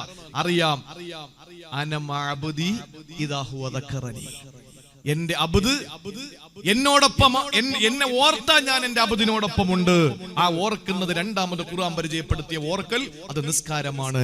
അതുകൊണ്ട് പ്രിയപ്പെട്ട സഹോദരങ്ങളെ, നമുക്ക് ഏത് സമയത്തും നമ്മളോടൊപ്പം റബ്ബുണ്ടാവും. ഒരിക്കലും നമ്മളെ പടച്ചവൻ കൈയൊഴിയില്ല. എത്ര സംഭവങ്ങളാ. ഉർവത്ത് ബിൻ സുബൈർ റളിയല്ലാഹു അൻഹു, ഞാൻ കഥ പറയുകയല്ല, ചരിത്രം പറയുകയല്ല. ഉർവത്ത് ബിൻ സുബൈർ റളിയല്ലാഹു തആല അൻഹുവിന്റെ കാലിൽ രോഗം വന്നു. എന്ത് രോഗമാണ് വന്നതെന്നറിയോ? രോഗത്തിന്റെ പേര് ആക്കിലത്ത് എന്ന രോഗമാണ്. ആക്കിലത്ത് എന്ന് പറഞ്ഞാൽ ക്യാൻസർ എന്നാണ്. പ്രിയപ്പെട്ടവരെ, ആക്കിലത്ത് എന്ന് പറഞ്ഞാൽ കാർന്ന് തിന്നുന്നതെന്നാണ്. ക്യാൻസർ എന്ന പേര് തന്നെ വന്നത് ക്രാബ് എന്ന വേടിൽ നിന്നാണ്. കാർന്ന് തിന്നുന്നതെന്നല്ലേ അർത്ഥം? എന്റെ പ്രിയപ്പെട്ടവരെ, ഞണ്ട് എന്നർത്ഥം വരുന്ന ആ വാക്കിൽ നിന്ന് ക്യാൻസർ ഉണ്ടായെങ്കിൽ ആക്കിലത്ത് എന്ന് പറഞ്ഞാൽ കാർന്ന് തിന്നുന്നത്. ഉർവത്ത് ബിൻ സുബൈർ റളിയല്ലാഹു അൻഹുവിന് ക്യാൻസർ രോഗം പിടിപെട്ട്. എവിടെയാണ്? കാലില് ക്യാൻസർ രോഗം പിടിപെട്ടു. മുഹമ്മദ് എന്ന മകന് കൂടെയുണ്ട്. രാജാവിനെ കാണാൻ വേണ്ടി ഒരു ദീർഘയാത്ര പോയതാണ്. രാജകൊട്ടാരത്തിന്റെ മുമ്പിൽ എത്തുമ്പോഴാണ് കാലം നടന്ന് ക്യാൻസർ പിടിച്ചിട്ട് നടക്കാൻ കഴിയാതെ വരുമ്പോ ഡോക്ടറിന്റെ നിർദ്ദേശം വന്നു, കാല് മുറിക്കലല്ലാതെ വേറെ വഴിയില്ല. മഹാനായ ഉർവത്ത് ബിൻ സുബൈർ റളിയല്ലാഹു തആല അൻഹു പെട്ടെന്ന് തന്നെ ഡോക്ടറോട് പറഞ്ഞു, റബ്ബ് തന്ന അമാനത്താണ് എന്റെ ശരീരത്തിന്റെ അവയവങ്ങൾ, അനുവദിക്കൂല. ഇല്ല, നിങ്ങളുടെ ജീവൻ അപകടത്തിലാണ്. ആ സമയത്ത് ഉർവത്ത് ബിൻ സുബൈർ റളിയല്ലാഹു അൻഹു പറഞ്ഞു, പടച്ചവനെ, എന്റെ ജീവൻ അപകടത്തിലായാൽ എനിക്ക് പിന്നെ നിന്നെ ഓർക്കാൻ പറ്റൂലല്ലോ, നിനക്ക് വേണ്ടി ഇബാദത്ത് എടുക്കാൻ പറ്റൂലല്ലോ. അതുകൊണ്ട് കാല് മുറിക്കാൻ അനുവാദം കൊടുത്തു. അങ്ങനെ കാല് മുറിക്കേണ്ട സമയമെത്തുമ്പോൾ ഡോക്ടർമാരുടെ നിർദ്ദേശമാണ്, ഇവിടെ അനസ്തേഷ്യയില്ല, ഇവിടെ മയക്കൊന്നും സംവിധാനമില്ലല്ലോ. അതുകൊണ്ട് ആ കാലഘട്ടത്തിന്റെ ചികിത്സാ രീതി എന്ന് പറയുന്നത്, ഈ രോഗിക്ക് മദ്യം കൊടുക്കും. മദ്യം യഥേഷ്ടം കൊടുക്കും. മദ്യം അങ്ങോട്ട് കുടിച്ച് മദം വരുമ്പോ ബോധം നഷ്ടപ്പെടും. കണ്ടിട്ടില്ലേ ഈ ഓടയിലൊക്കെ കിടക്കുന്നത്? കണ്ടിട്ടില്ലേ? അവർക്ക് ബോധം വല്ലതുകൊണ്ടാണോ? അവരടിച്ചാലും തൊഴിച്ചാലും ഒന്നും ഒരു പ്രശ്നമില്ല. അവരടിച്ചാലും തൊഴിച്ചാലും ഒരു ബോധം ഉണ്ടാവൂല. നിങ്ങൾ ആലോചിച്ച് നോക്ക് എന്റെ പ്രിയപ്പെട്ട സഹോദരങ്ങളെ, ബോധം കെട്ട് ആ ബോധം കെടുന്ന സമയത്ത് കാല് മുറിക്കാനുള്ള അനുവാദം നേരത്തെ തന്നെ വാമൊഴിയാൽ വാങ്ങിയിട്ട് മദ്യം കുടിപ്പിച്ചിട്ട് ബോധം കെടുത്തിയിട്ട് കാല് മുറിക്കുന്ന കാലം. ഉർവത്ത് ബിൻ സുബൈർ തങ്ങൾ പറഞ്ഞു, എന്റെ കാല് നിങ്ങൾ അങ്ങനൊന്നും മുറിക്കണ്ട, എന്റെ ഹബീബ് ഹറാമാണെന്ന് പറഞ്ഞ ആ മദ്യം ഞാൻ തൊടൂല, എനിക്കത് വേണ്ട എന്ന് പറഞ്ഞപ്പോൾ ഡോക്ടർമാർ പറഞ്ഞു, അല്ലാതെ ഒരു നിവൃത്തിയില്ല, നിങ്ങൾ അനുവദിച്ചേ പറ്റുള്ളൂ. മഹാനായ ഉർവത്ത് ബിൻ സുബൈർ റളിയല്ലാഹു അൻഹു പറഞ്ഞു, നിങ്ങൾക്ക് കാല് മുറിക്കണം, അത്രല്ലേ ഉള്ളൂ, അത് ഞാൻ അറിയരുത്, അത്രല്ലേ ഉള്ളൂ. എന്താ പറഞ്ഞെന്നറിയോ? എന്താ പറഞ്ഞത്? ഉർവത്ത് ബിൻ സുബൈർ റളിയല്ലാഹു അൻഹു പറഞ്ഞു, ഞാൻ നിസ്കരിക്കാം, ഞാൻ കൈകെട്ടി നിസ്കരിക്കാം. ഞാൻ നിസ്കാരത്തിന് വേണ്ടി കൈകെട്ടുമ്പോ നിങ്ങൾ മുറിക്കണം, നിങ്ങൾ കാല് മുറിക്കണം. ഞാൻ സലാം വീട്ടുന്നതിന് മുമ്പ് മുറിച്ചേക്കണം. സലാം വീട്ടിയ പിന്നെ എനിക്ക് ബോധം വരും. അപ്പോ നിങ്ങൾ മുറിച്ചേക്കണമെന്ന് പറഞ്ഞു. മഹാനവറുകൾ കൈകെട്ടി നമസ്കാരത്തിലേക്ക് കൈകെട്ടി നിൽക്കുമ്പോ മഹാനായ ഉർവത്ത് ബിൻ സുബൈർ റളിയല്ലാഹു അൻഹുവിന്റെ കാല് മുറിച്ചു. മഹാനവറുകൾ അറിഞ്ഞില്ല, വേദനിച്ചില്ല, സങ്കടപ്പെട്ടില്ല. ഇതിന്റെ തഫ്സീറിന്റെയും താരീഖിന്റെയും ഗ്രന്ഥങ്ങളിൽ വെള്ള പേപ്പറിൽ കറുത്ത മഷി കൊണ്ട് രേഖപ്പെടുത്തപ്പെട്ട ചരിത്രത്തിന്റെ സത്യമാണ് നിങ്ങളോട് പറയുന്നത്. ഏതെങ്കിലും സിനിമയുടെ തിരക്കഥകളോ ഏതെങ്കിലും നാടകത്തിന്റെ ഇതിവൃത്തമോ ഏതെങ്കിലും സീരിയലിന്റെ ക്ലൈമാക്സോ ഒന്നുമല്ല. മഹാനായ ഉർവത്ത് ബിൻ സുബൈർ റളിയല്ലാഹു അൻഹു നിസ്കാരത്തിന് വേണ്ടി കൈകെട്ടുമ്പോ നിങ്ങൾ കാല് മുറിച്ചോളാൻ പറഞ്ഞു. ഒന്ന് ചിന്തിച്ചു നോക്കിയേ, നമ്മൾ കൈകെട്ടുമ്പോ നമ്മൾ ആരെങ്കിലും അടിച്ചാൽ നമ്മൾ അറിയില്ല, നമുക്ക് ടെൻഷനും ഇല്ല, അടി കൊണ്ടതിന് ശേഷമുള്ള വേദന ഉണ്ടാവുള്ളൂ. നമ്മളെ നിസ്കരിക്കാൻ വന്നപ്പോ തേവമ്പാറ പള്ളിയുടെ മുമ്പിൽ 2-3 പേര് വടിയും തടിയുമായി നിൽക്കുന്നു. നമ്മെ അടിക്കാൻ വേണ്ടി നമ്മൾ പറയാണ്, ഞാൻ കൈകെട്ടുമ്പോ അകത്ത് കയറി നിസ്കരിക്കാൻ കൈകെട്ടുമ്പോ നിങ്ങൾ അടിച്ചോളി എന്ന് നമ്മൾ പറഞ്ഞാൽ നമ്മൾ കൈകെട്ടി നിൽക്കുമ്പോ നമ്മുടെ ചിന്ത എന്തായിരിക്കും? പടച്ചവനെ, റുക്കോയിലാണോ അടി വരുന്നത്? സുജൂദിൽ കിടക്കുമ്പോഴാണോ അടി വരുന്നത്? ഇരുത്തത്തിലാണോ അടി വരുന്നത്? ഈ ഒരു ചിന്തയാണ് പിന്നെ നമുക്ക് ഉണ്ടാവുക. ഉർവത്ത് ബിൻ സുബൈർ റളിയല്ലാഹു അൻഹു പറഞ്ഞു, ഞാൻ കൈകെട്ടി നിസ്കരിക്കുമ്പോൾ നിങ്ങൾ കാല് മുറിച്ചോളി. ആ സമയത്ത് യാതൊരു ടെൻഷനുമില്ലാതെ, യാതൊരു പേടിയുമില്ലാതെ, ഭയമില്ലാതെ, ഭയരഹിതനായി, സങ്കടരഹിതനായ മഹാനായ ഉർവത്ത് ബിൻ സുബൈർ റളിയല്ലാഹു തആല അൻഹുവിന്റെ കാല് മുറിച്ചു മാറ്റുകയാണ്. എന്തുകൊണ്ടെന്നറിയോ? അനമഅബ്ദി ഇദാ ഹുവ ദക്കറനി, എന്റെ അടിമ എന്നോടൊപ്പമുണ്ട്, എന്റെ അടിമ എന്നെ ഓർത്താൽ ഞാൻ എന്റെ അടിമയോടൊപ്പം ഉണ്ടാകും എന്ന് പറഞ്ഞുകൊണ്ട് പ്രിയപ്പെട്ട സഹോദരങ്ങളെ, ഉർവത്ത് ബിൻ സുബൈർ റളിയല്ലാഹു അൻഹു നിസ്കാരത്തിൽ അല്ലാഹുവിനെ ഓർത്തപ്പോൾ, നമസ്കാരം എന്ന ദിക്ർ കൊണ്ട് പടച്ചവനിലേക്ക് അടുത്തപ്പോ അല്ലാഹുവിന്റെ സഹായം അവിടെ വന്നു. നിങ്ങൾക്കറിയോ സഹോദരാ, ചരിത്രം വിശാലമാണ്, പറയാൻ നമുക്ക് സമയമില്ല. കാല് മുറിച്ചത് കണ്ടപ്പോൾ മഹാനായ ഉർവത്ത് ബിൻ സുബൈർ തങ്ങൾ പറയുന്നു, അൽഹംദുലില്ലാഹ്, പടച്ചവനെ നിനക്കാണ് സർവസ്തുതി.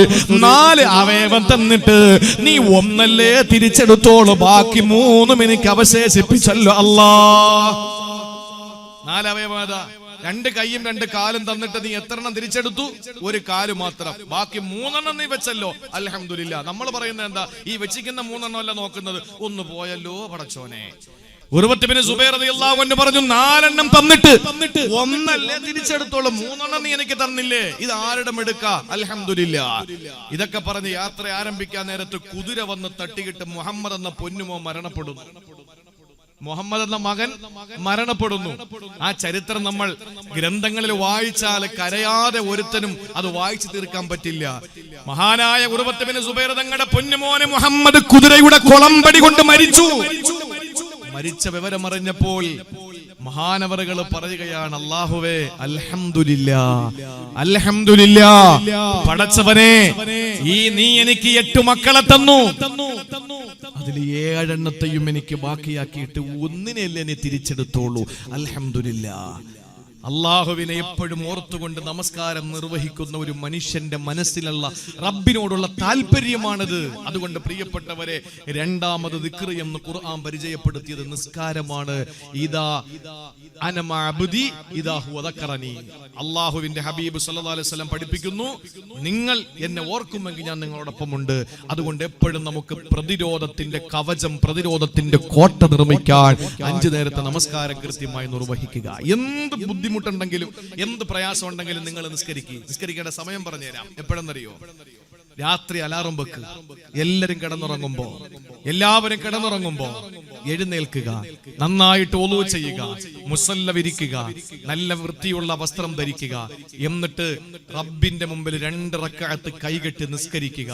നിസ്കാരത്തിൽ സുജൂദിൽ കിടന്ന് അള്ളാഹുവിനോട് പറയാനുള്ളതൊക്കെ മനസ്സിൽ ആലോചിച്ചിട്ട് അറബിയിൽ നമ്മൾ റബ്ബിനോട് സംസാരിക്കുക. എന്നിട്ട് നമസ്കാരം കഴിഞ്ഞ് അവിടെ ഇരുന്ന് റബ്ബിന്റെ നേരെ കൈകൾ നീട്ടിക്കിട്ട്, പടച്ചവനെ, എന്റെ പ്രിയപ്പെട്ട ഭർത്താവ് ഉറങ്ങുമ്പോ, എന്റെ ഭാര്യ ഉറങ്ങുമ്പോ, എന്റെ മക്കളും എന്റെ മാതാപിതാക്കളും എന്റെ ഉറ്റവരും ഉടയവരും നാലു ഭാഗത്തു വന്നാസുനിയാം ജനങ്ങളെല്ലാം ഉറങ്ങിക്കിടക്കുമ്പോ റബ്ബേ ഞാൻ നിന്റെ മുന്നിൽ ഈ മാമരം കോച്ചുന്ന തണുപ്പത്ത് ഒളുവ് ചെയ്ത് 2 റക്അത്ത് നിസ്കരിച്ചത് എന്റെ ഇന്ന കാര്യം സാധിക്കാൻ വേണ്ടിയിട്ടാ റബ്ബേ. നിനക്കത് എളുപ്പമാണ്, നീ എനിക്ക് ചെയ്തു തന്നു എന്ന് പറഞ്ഞിട്ട് നിനക്കൊന്നും നഷ്ടപ്പെടാനില്ല. അല്ലാഹുവേ എനിക്ക് ചോദിക്കാൻ നീ മാത്രമേ ഉള്ളൂ തമ്പുരാനെ, നീ അത് സാധിപ്പിച്ചു തരണം എന്ന് പറഞ്ഞിട്ട് റബ്ബിന്റെ മുമ്പിൽ കൈകെട്ടി ദുആ ചെയ്ത് നിസ്കരിച്ച് സലാം വീട്ട് നിങ്ങൾക്ക് അല്ലാഹു തആല നേരം വെളുക്കുമ്പോ ഒരു ഗുഡ് ന്യൂസ് റബ്ബ് തരും. ഒരു സംശയവും അക്കാര്യത്തിൽ വേണ്ട. ടെസ്റ്റ് ചെയ്യാൻ വേണ്ടിയിട്ട് നാളെ ഇനി ആരും ഇങ്ങനെ ചെയ്യാനൊന്നും വേണ്ട, എങ്കിൽ നടക്കൂല. ടെസ്റ്റ് ചെയ്യാൻ വേണ്ടി അല്ലാഹനെ പരിശോധിക്കാൻ വേണ്ടി നടക്കണ്ട. നമ്മൾ ടെസ്റ്റ് ചെയ്യാതെ ഈമാനൻ ഇഹ്തിസാബ പ്രതിഫലം കാംക്ഷിച്ചുകൊണ്ട് നമ്മൾ ചെയ്യുമെങ്കിൽ നമുക്ക് ഇൻഷാ അല്ലാഹ് അത് നേടാൻ കഴിയും. അല്ലാഹു തൗഫീഖ് നൽകി അനുഗ്രഹിക്കുമാറാവട്ടെ. ഇനി 2 കാര്യങ്ങളുണ്ട്. ഇനി 2 കാര്യങ്ങൾ കൂടി അവശേഷിക്കുന്നത് 1/2 മണിക്കൂർ മാത്രം. അതിനു മുമ്പ് ഇൻഷാ അല്ലാഹ് ഒരു കാര്യം പറയാം. നാളെ ബഹുമാനപ്പെട്ട ഇ പി അബൂബക്കർ മൗലവി ഉസ്താദ് അവറുകളാണ് ഇൻഷാ അല്ലാഹ് പ്രഭാഷണം നന്നായിട്ട് നിങ്ങൾക്ക് കേൾക്കാൻ കഴിയും. കഴിഞ്ഞ ദിവസവും അതിന് മുമ്പത്തെ ദിവസവും നമ്മൾ സഹകരിച്ചതുപോലെ നാളത്തെ ഒരു ദിവസം കൂടി ഇൻഷാ അല്ലാഹ് ഈ സംരംഭവുമായി നമ്മുടെ സഹകരണം ഉണ്ടാകണം. അതിനുവേണ്ടി ഇൻഷാ അല്ലാഹ് നിങ്ങൾ എല്ലാവരും സമയം തന്നെ മാറ്റിവെച്ച് നമ്മുടെ മഹലിൽ നടക്കുന്ന പരിപാടിയാണ്, കൃത്യമായി നമ്മുടെ ഇടപെടലുകൾ ഉണ്ടാകണം. അത് മുമ്പായി ഇൻഷാ അല്ലാഹ് ഒരു ബക്കറ്റ് നിങ്ങളുടെ മുമ്പിൽ വരും, ഒരു നല്ല സദഖ ഇൻഷാ അല്ലാഹ് എല്ലാവരും നിക്ഷേപിക്കും. എല്ലാവരും നല്ല നിലയിൽ നല്ല ഇഖ്ലാസോടു കൂടി നല്ല ഒരു സംഭാവന ആ ബക്കറ്റിൽ നിക്ഷേപിക്കുന്ന അല്ലാഹു തൗഫീഖ് നൽകട്ടെ. അതോടൊപ്പം ഇങ്ങോട്ട് ശ്രദ്ധിച്ചോളി. മൂന്നാമതായി അല്ലാഹു പരിചയപ്പെടുത്തിയ ദിക്ർ ഏതാണ്? ഖുർആൻ പറഞ്ഞ മൂന്നാമത്തെ ദിക്ർ ഈ നമസ്കാരം അല്ലെങ്കിൽ ഈ പറയുന്ന ദിക്റുകളൊക്കെ നമുക്ക് പഠിപ്പിച്ചു തന്നൊരു ഗ്രന്ഥമുണ്ടല്ലോ. ആ ഗ്രന്ഥം ശ്രദ്ധിക്കണേ. നമ്മൾ ഒരിക്കലും നമുക്ക് അല്ലാഹു തആല നഷ്ടമായി പോകാതെ റബ്ബിന്റെ ഇടപെടൽ നമുക്ക് ഉണ്ടാകുന്ന മൂന്നാമത്തെ ദിക്ർ അല്ലാഹു പറയുകയാണ്. പരിശുദ്ധമായ ഖുർആൻ സൂറത്തുൽ ഹിജ്റിലൂടെ അല്ലാഹു പരിചയപ്പെടുത്തുകയാണ്. ഇന്നാ നഹ്നു നസ്സൽനാ ദിക്റ വ ഇന്നാ ലഹു ലഹാഫിളൂൻ. സഹോദരങ്ങളെ, അല്ലാഹുവിന്റെ ഹബീബ് പറഞ്ഞല്ലോ, അനമാബുദി ഇദാഹു വദക്കറനി, എന്നെ ഓർക്കുമ്പോഴല്ല ഞാൻ എന്റെ ദാസനോടൊപ്പമാണ്. ഖുർആൻ പരിചയപ്പെടുത്തുന്ന മൂന്നാമത്തെ ദിക്ർ ഏതാണ്? ഇന്നാ നഹ്നു നസ്സൽനാ ദിക്റ വ ഇന്നാ ലഹാഫിളൂൻ. അല്ലാഹ് പറയുകയാണ്, ഇന്നാ നഹ്നു നസ്സൽനാ ദിക്റ, ഖുർആൻ നാമാണ് അവതരിപ്പിച്ചത്, വ ഇന്നാ ലഹു ലഹാഫിളൂൻ, അതിനെ നാം തന്നെ സൂക്ഷിക്കുന്നതാണ്, ഞാൻ തന്നെ സംരക്ഷിക്കുന്നതാ. കഴിഞ്ഞ 2 ആഴ്ചക്ക് മുമ്പ് ഏതോ ഒരു വിവരദോഷി ഹൈക്കോടതി എവിടെയോ കേസ് കൊടുത്തിരിക്കുന്നു. എന്താണെന്നറിയോ? ഖുർആനിലെ ചില വേടുകൾ മാറ്റണം. എന്റെ വാപ്പ വന്നാ നടക്കുവോ? ഇവന്റെ തന്ത വന്നാ നടക്കുവോ ഖുർആനിൽ നിന്നൊരു അക്ഷരം മാറ്റാൻ? ബോധം വേണ്ടത് ചിന്തിച്ചു നോക്ക്. ഇതെന്നല്ലേ അന്ന് മുശ്രിക്കീങ്ങൾ പറഞ്ഞത്? അന്താക്യയിലെ ജനങ്ങൾ വന്നിട്ട് മൂസാ നബി അലൈഹി സ്വലാത്തു ഖിളർ നബിയും മൂസാ നബിയും തമ്മിൽ നടന്ന സംഭാഷണം, യാത്ര നമുക്കറിയാം, കപ്പൽ യാത്ര. അതിൽ മൂന്നാമത് നടന്നത് ഒരു മതിൽക്കെട്ടിന്റെ മുമ്പിലെത്തുമ്പോ ആ മതിൽക്കെട്ട് പൊളിഞ്ഞു വീഴാറായി കിടക്കുന്നു. ആ നാട്ടുകാരോട് ഇച്ചിരി പച്ചവെള്ളം ചോദിച്ചിട്ട് കൊടുത്തില്ല. ആ നാട്ടുകാരിൽ മതില് പൊളിഞ്ഞു വീഴാൻ കിടന്നപ്പോ മഹാനായ ഖിളർ നബി അലൈഹിസ്സലാം അതിന്റെ ചുവട്ടിൽ ചെന്നിരുന്ന് മേശരി പണി നടത്തി. നിങ്ങൾ ആലോചിച്ച് നോക്കിയേ. ആ സമയത്ത് ചോദിച്ചു അദ്ദേഹത്തോട്, പച്ചവെള്ളം തരാത്ത ഇവർക്ക് എന്തിനാ മതിൽ കെട്ടി കൊടുക്കുന്നത്? നീയും ഞാനും തമ്മിലുള്ള ബന്ധം ഇവിടെ അവസാനിക്കുന്നു. എന്നിട്ട് പറഞ്ഞു കൊടുത്തു, ഇത് പാവപ്പെട്ട യതീമീങ്ങളായ 2 മക്കൾ അവരുടെ മാതാപിതാക്കൾ മരണപ്പെടുമ്പോ ഇതിനകത്ത് നിധി കുഴിച്ചിട്ടിട്ടുണ്ട്. ഇപ്പൊ അതെടുക്കാൻ അവർക്ക് പ്രായമായില്ല. അവർ യുവാക്കളാകുമ്പോ അവരതെടുക്കും, അള്ളാഹു അറിയിച്ചു കൊടുക്കും. അപ്പൊ അത് സംരക്ഷിക്കാൻ വേണ്ടിയിട്ട് മതിൽ കെട്ടി അടച്ചതാ. ആലോചിച്ചു, ഇത് എവിടത്തെ നാട്ടുകാരാ? വിശുദ്ധ ഖുർആൻ പറഞ്ഞു, ആഹാരവും വെള്ളവും ചോദിച്ചപ്പോ അവര് കൊടുത്തില്ല. അവര് തടഞ്ഞു, അവര് കൊടുക്കാതെ അവരെ മാറ്റി നിർത്തി എന്ന ആയത്ത് ഇറങ്ങി. അന്താക്കിയക്കാര് നബി തങ്ങളുടെ മുമ്പിൽ വന്നു. പണ്ട് നടന്ന സഹസ്രാബ്ദങ്ങൾക്ക് മുമ്പ് നടന്ന ഈ സംഭവം ഓതുന്നവരും പഠിക്കുന്നവരും ഒക്കെ ഇത് ഏത് നാടെന്ന് അന്വേഷിക്കാൻ തുടങ്ങി. അപ്പൊ നബി തങ്ങൾ പറഞ്ഞു, അന്താക്കിയയിലായി സംഭവം നടന്നത്. അന്താക്കിയക്കാർ അറിഞ്ഞിട്ട് വന്നിട്ട് പറഞ്ഞു, മുത്തുനബിയെ, ഞങ്ങൾ അങ്ങയുടെ മുമ്പിൽ ഒരു റിക്വസ്റ്റുമായിട്ട് വന്നതാ, എന്താ പറയൂ. ആ സമയത്ത് നബി തങ്ങളോട് പറഞ്ഞു, ഒരു ഉപകാരം ചെയ്യണം. ഞങ്ങളുടെയൊക്കെ ഉപ്പാപ്പമാര് കാണിച്ചു വെച്ചതാണ്, പക്ഷെ നാണക്കേട് മാറിയിട്ടില്ല. നാട്ടിലെ ആരെങ്കിലും എന്തെങ്കിലും കാണിച്ചു വെച്ചാൽ അതിനുശേഷം വരുന്ന മുഴുവൻ ആളുകളും അതിന് കണക്ക് പറയേണ്ടി വരും. ആ പേര് മാറൂല, ആ നാടിന്റെ മോശമായ പേര് പിന്നെ മാറൂല. അങ്ങനെ ഉണ്ടല്ലോ.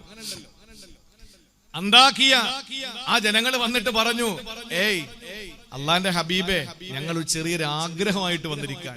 എന്താ നിങ്ങൾക്ക് ആഗ്രഹം? പിന്നെ ഈ അബൗ അയ്യുള്ളയ്യിഫുഹുമ എന്ന കഹഫിന്റെ ആയത്തുണ്ടല്ലോ, ഈ അബൗ എന്ന് പറയുന്ന ബാഇന്റെ അടി കിടക്കുന്ന പുള്ളിയെ എടുത്തൊന്ന് മുകളിൽ വെച്ച് തരും. അടി കിടക്കുന്ന പുള്ളി എടുത്ത് മുകളിൽ വെക്കുമ്പോ എന്താവും? ബാഇന്റെ അടി കിടക്കുന്ന പുള്ളി എടുത്ത് മുകളിൽ വെക്കുമ്പോ എന്താവും?